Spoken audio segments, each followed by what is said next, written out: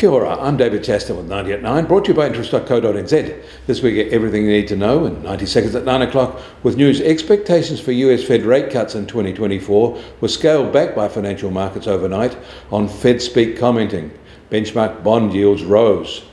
But first, the overnight dairy auction was a good one, with prices up 2.25% in US dollar terms and boosted by a falling New Zealand dollar to be 4.1% higher on the local currency basis. Most products got better prices, especially butter, which was up 5.8% from the prior event 2 weeks ago.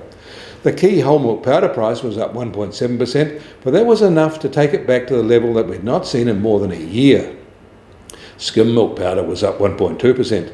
Today's event helps underpin the better farmgate payout levels that analysts had expected late in 2023. In the US, the New York Fed's Empire State Factory Survey delivered a fierce blow, diving sharply. New orders and shipments also posted sharp declines.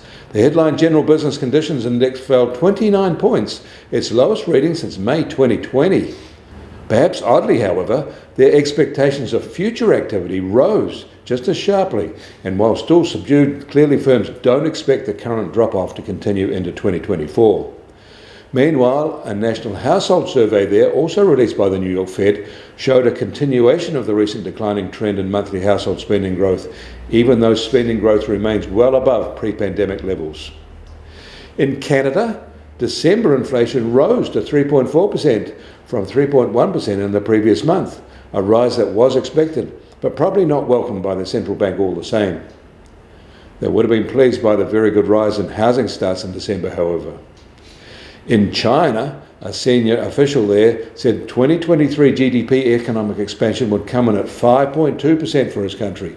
Apparently, there are no inhibitions there for officials releasing market-sensitive data early. In Australia, the Westpac Melbourne Institute Consumer Sentiment Index fell 1.3% in January from December, remaining in negative territory now for nearly 2 years. A surge in the cost of living and high interest rates continue to dominate the sentiment index. The index has been below the 100 mark since February 2022, the longest streak since the early 1990s recession. The US Treasury 10-year yield starts today at 4.08% and up 10 basis points from this time yesterday. And the price of gold will start today down $28 and just on $2,027 an ounce. Oil prices are marginally softer at just on $72 a barrel in the US and down 50 cents.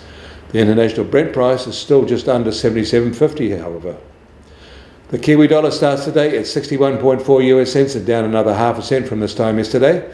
Against the Aussie, we're holding at 93.2 Australian cents. Against the euro, almost unchanged at 56.5 euro cents. That all means our trade-weighted index starts today at 70.4 and 10 basis points lower. You get more news affecting the economy in New Zealand from interest.co.nz. Kia ora, I'm David Chaston, and we'll do this again tomorrow.